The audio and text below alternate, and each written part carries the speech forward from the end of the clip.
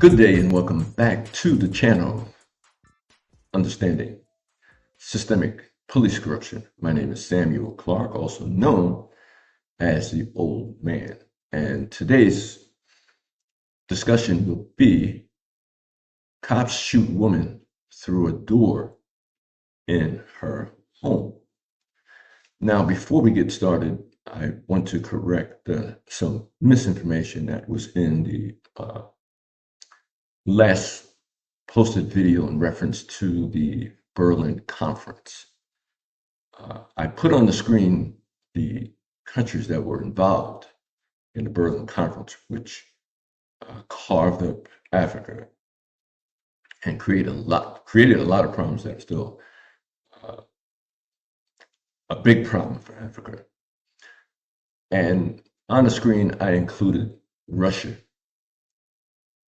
that did have a representative in Berlin. However, I verbally said that they were not at the Berlin conference. So that's incorrect. That's why it's necessary to do your own research to empower yourself. But I'm correcting that. And they were there, but they did not, Russia did not colonize Africa, nor did China or Venezuela or Cuba or North Korea. So those so-called bad governments were not involved in colonizing Africa and stealing billions and billions of dollars worth of resources. Okay, back to today's discussion. This incident occurred in Houston, Texas, and the officers fired through the door and even reloaded. There were a couple people in the home, and one lady was hit a few times. Fortunately, she did not, die, but nevertheless, it was, I would just term crazy incident. Now, when the public, witness these type of interactions of police gone wild, so to speak, you think of the individuals, and rightfully so. But they're operating in a system, and it's a systemic police corruption. Have any of these officers behaved in a similar manner in the past? We don't know. The public doesn't know. That information is not available to you.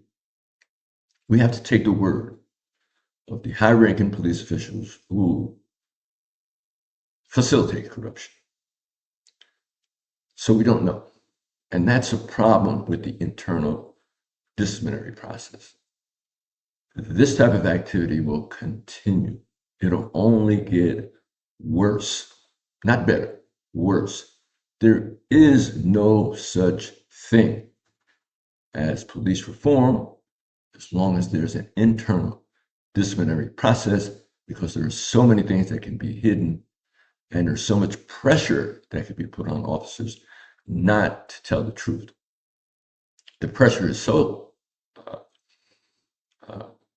great that only 1%, less than 1%, I'm sorry, of the officers will tell the truth.